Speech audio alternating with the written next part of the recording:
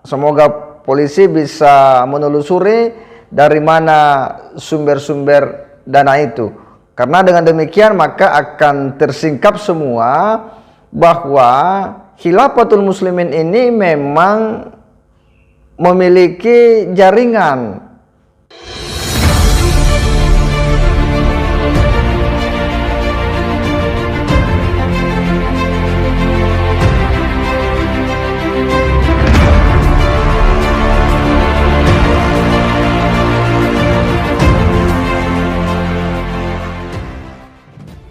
Sampai dengan selesai telah dilakukan suatu rangkaian kegiatan sebagaimana tadi disampaikan oleh Direktur Polda Metro Jaya, yaitu adalah kegiatan penggeledahan dan sekaligus penangkapan terhadap beberapa orang yang patut diduga sebagai salah satu pelaku yang mana sudah dilakukan diamankan pelaku terdahulu. Jadi Polda Lampung dalam hal ini adalah khususnya Polres Bandar Lampung adalah membenarkan untuk melakukan backup dalam rangka mengamankan beberapa orang tersebut sebagaimana dan ditemukan beberapa barang bukti yang sudah disebutkan sebelumnya. Baik, Pak Zahwani, ini uang untuk dana operasional organisasi atau uang milik pribadi? Baik Mbak, jadi ini saya katakan tadi, kepolisian dalam hal ini harus bekerja secara scientific crime investigation. Penyidikan perkara ini tentunya harus berdasarkan alat bukti dan barang bukti.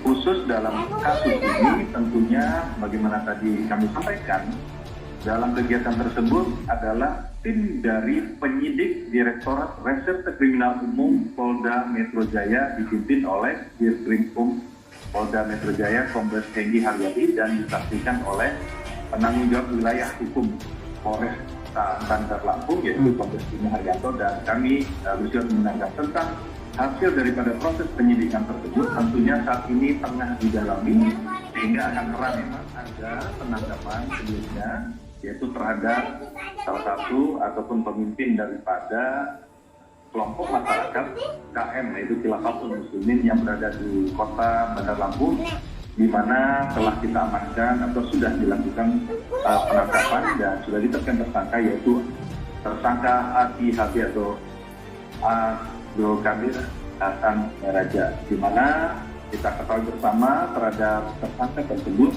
mempunyai catatan kepolisian sebagaimana catatan sebelumnya adalah ada pernah menjalani satu hukuman tindak pidana, bahkan kelompok daripada pemimpin KM ini juga akhir tahun 2021 sesuai dengan lokus dan tempus delikti tersangka ataupun terpidana Ati HB ini sudah pernah menjalani hukuman yaitu di akhir tahun 2001 yaitu Undang Nomor 4 tahun 1984 yaitu tentang wabahnya kesembuhan, di mana di kota Bandar Lampung pada saat itu adalah level PPKM terhadap COVID-19 di level 4, tetapi tetap melakukan perjalanan, kemudian mengumpulkan masyarakat dan melakukan kerumunan, dan ini kita sudah tindak secara prosedur hukum dan sudah mempunyai kekuatan hukum yang tetap sehingga patut diduga sudah pernah menjalani hukuman tersebut dan dihukum selama 3 bulan 5 hari. Demikian kali ini.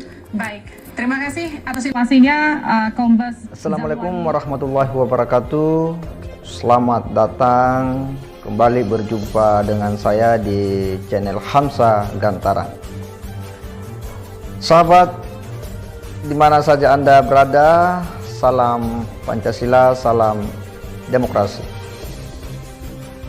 Kembali heboh di sekretariat Khilafatul Muslimin, di mana 2 orang anggota Khilafatul Muslimin atau aktivis dari Khilafatul Muslimin ini kemudian diamankan oleh aparat kepolisian.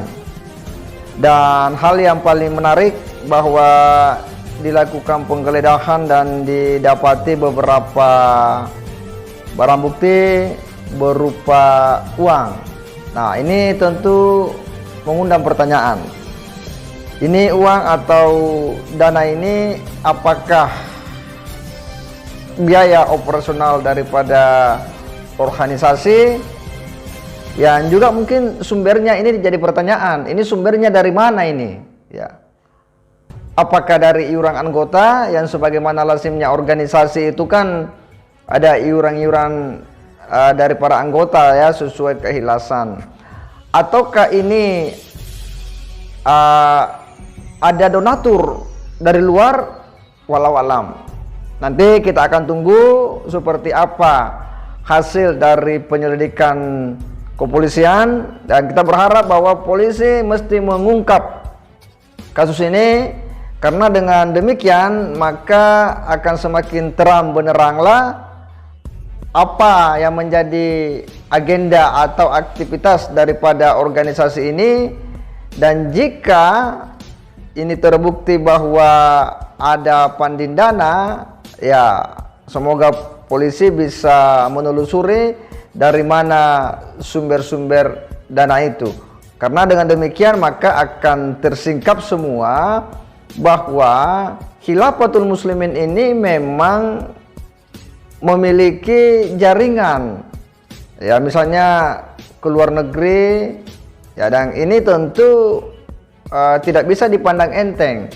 Ya, sebagaimana biasanya ya organisasi itu memang berjaringan. Tapi yang problem ketika dia berjaringan dengan para donatur-donatur yang punya misi dan agenda-agenda terselubung yang hendak ya membuat kekacauan atau keributan di negara kita. Maka tentu tidak ada pilihan lain, tidak ada sikap kecuali mereka harus ditindak tegas sesuai dengan ketentuan hukum yang berlaku di negara ini. Ini sebenarnya yang menarik ini soal dana, karena bagaimanapun juga sebuah organisasi hanya bisa eksis ketika dia memiliki pembiayaan atau dukungan operasional yang memadai. Kalau misalnya itu hanya sumbernya dari iuran anggota, ya tentu pasti terbatas. Dan ketika kita lihat bahwa Khilafatul Muslimin ini ternyata sudah terbentuk di berbagai daerah. Ya, ini kan yang kemudian begitu mengundang banyak pertanyaan, kok bisa ya organisasi yang hanya dibiayai oleh anggota secepat itu bisa terbentuk di berbagai daerah ya dengan berbagai atribut sekretariat dan sebagainya. Nah, ini yang kemudian menjadi PR bagi kepolisian untuk betul-betul mengusut tuntas daripada aktivitas Khilafatul Muslimin ini. Dan secara pribadi tentu saya sangat mendukung upaya-upaya kepolisian dalam menegakkan hukum di Republik ini. Siapapun harus ditindak tegas ya.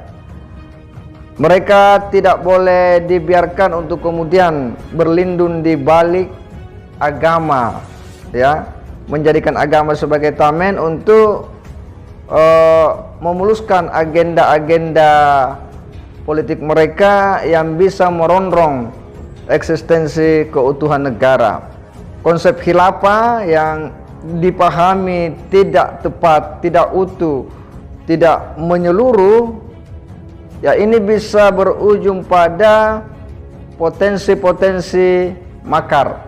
Kenapa? Karena jika mereka sudah memiliki kekuatan penuh, ya maka ini berbahaya.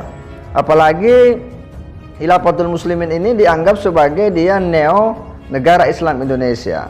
Nah, sebagaimana kita ketahui bahwa sejarah panjang bangsa Indonesia ini memang dari dulu sejak kemerdekaan sudah terjadi pembelahan ya ideologi dan bahkan tindakan-tindakan kelompok-kelompok bersenjata yang ingin memisahkan diri dari Negara Kesatuan Republik Indonesia karena beda pandangan soal ideologi negara. Nah, hari ini munculnya kelompok-kelompok itu memang tidak secara langsung melakukan pembangkangan, tidak menggunakan senjata, tetapi itu bisa menjadi bom waktu ya di masa-masa yang akan datang jika tidak diantisipasi dan ketika mereka sudah memiliki kekuatan yang siap, maka ini bisa mengganggu keutuhan negara kesatuan Republik Indonesia yang kita cintai bersama.